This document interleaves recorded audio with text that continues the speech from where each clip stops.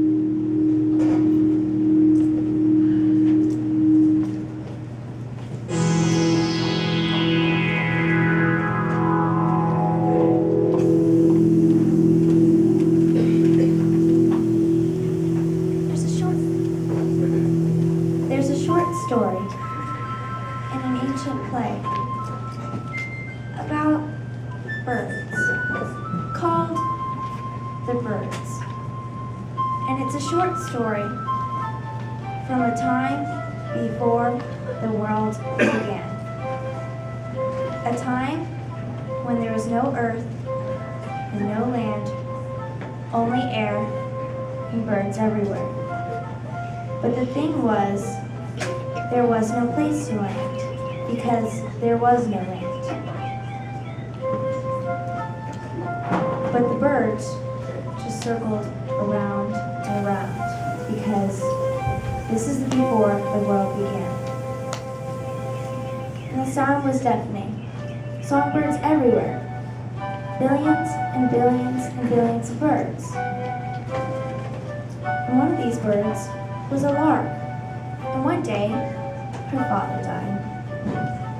And this was a really big problem because what should they do with the body? There was no place to put the body because there was no earth. Finally, the lark had a solution. She decided to bury her father in the back of her own mind. And this was the beginning of memory. Because before this, no one could remember a thing. Birds just circled around and around.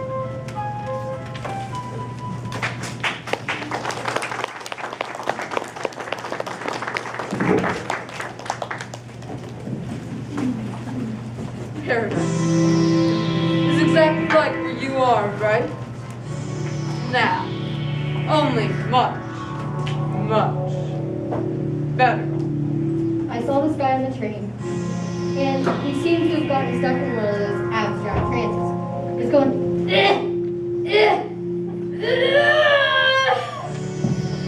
And Frank said, I think he's in some kind of pain. I think it's a pain cry. And I said, pain cry? Then language is a virus. Language is a virus! Language is a virus! Language is a virus! Language is a virus!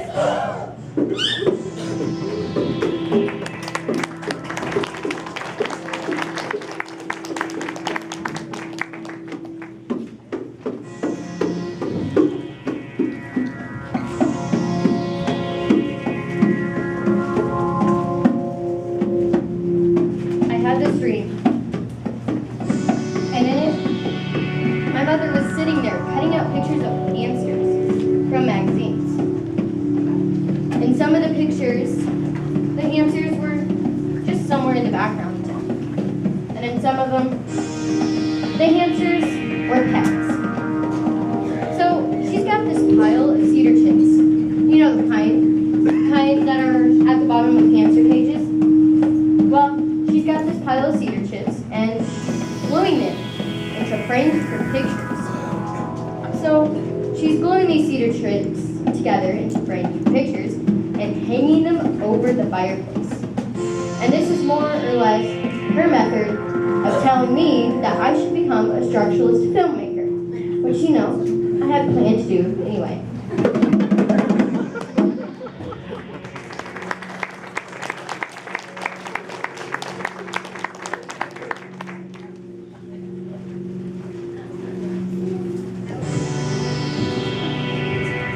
Last year, I was on a twin-engine jet plane coming from Milwaukee to New York City. Just over LaGuardia, one of the twin engines conked out, and we started flipping over and over. Then, the other engine died, and we went completely out of control. New York City started getting taller and taller. A voice came over the intercom and said, "The captain has informed us that we were going to attempt a crash landing. Please extinguish all cigarettes and put your tray tables in the upright position. Your captain says, put your hands on your knees. Your captain says, put your hands on your head. Your captain says, put your hands on your shoulders. Your captain says, put your hands on your knees. Your captain says, put one hand on your toes." Now, it ended up that we rammed into a bank. It was, in short, a miracle. But to this day, I still have problems riding on planes. And I would have to go to the stewardess cabin and say, "Hey, can I sit with you?" And they would say, "Yeah, what a baby." Sometimes, even this didn't work, and I'd have to find one of the other passengers to talk to. You can spot these people immediately. There's one on every flight, someone who's really on your wavelength. I was on a flight from LA when I spotted one of them. A boy about 15, and he had this stuffed zebra set up on his tray table that he kept arranging and rearranging, and sort of waving to it. "Hi." Hi there. And I decided, this is the one I want to sit next to. So I sat down and we started talking, and suddenly I realized that he was speaking an entirely different language, computerese, a kind of high-tech lingo. We talked mostly about her boyfriend. This girl was never in a bad mood. She was in a bad mood. Moody kind of girl. You know, it's like so digital. It was language of sounds, of noises, of signals, of switching. It was language of the rabbit, the caribou, the penguin, the beaver. On again, off again. Always two things switching. Current runs through the bodies, and then it doesn't. This was the language of the future. Jump out of the plane. You are not alone. This is the language of the future, and it is digital.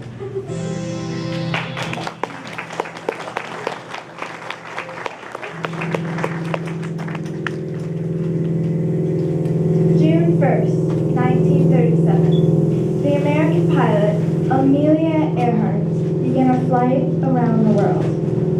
Her plan was to fly counterclockwise 1,000 miles a day and become the first woman to circumnavigate the Earth. Earhart flew a small Lockheed Electra, accompanied by her navigator, Fred Newman. They flew non-stop, with only short breaks for fuel and sleep. In early July, almost at the end of her trip, as she attempted a landing on the small island in the mid-Pacific, she began broadcasting on the wrong radio frequency and lost contact with the Coast Guard cutter assigned to guide her in. They could hear her, but she couldn't hear them. An hour later, she disappeared, and her plane was never found. At every stop, Earhart handed out her pilot log, which was published daily in newspapers around the world. Little blurbs and comments and observations about her plane, the weather, her location, stories about her past, and why she flew. She also wrote a lot about the sound of the motor. The maddening, constant sound of the motor. The drone that drowned out every other sound. It's the takeoff and landing of the hardest part of each flight. There was a time, the year is 1932. I was headed for London, but by some miscalculation and some errant wings, I ended up in Londonderry, Ireland instead, in a cow pasture. Well, I flew my plane into the farmer's backyard, and not knowing the proper phrase for the occasion, I simply said, "Hello, I'm from America. And the farmer said, Well, that's maybe. But right now, you are illegally parked in my cow pasture.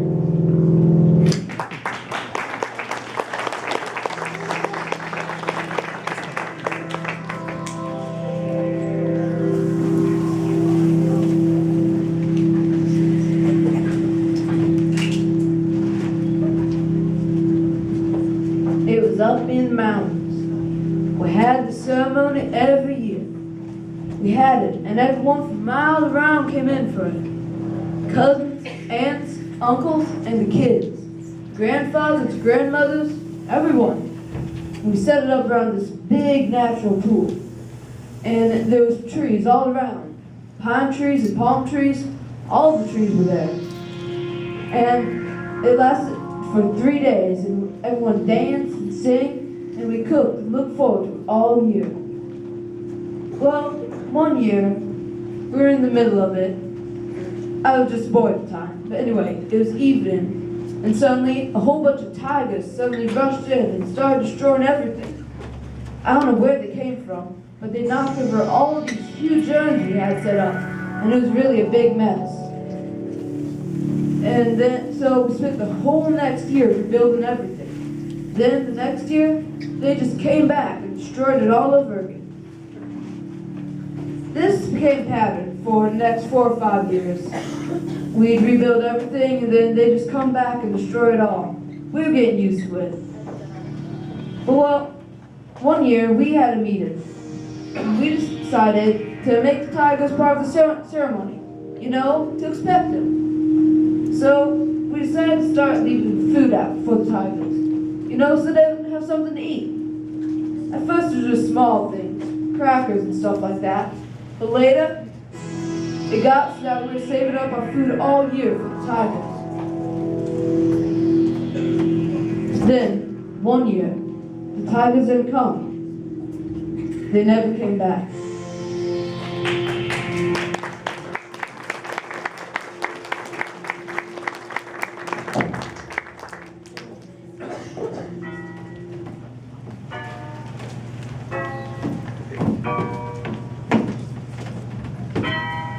Well, I was talking to my friend, and I said, I wanted you, and I was looking for you, but I couldn't find you.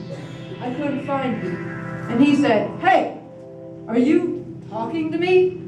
Or are you just practicing for one of those performances of yours? Huh? Like with nice, like with nice, like with nice. Language is a virus.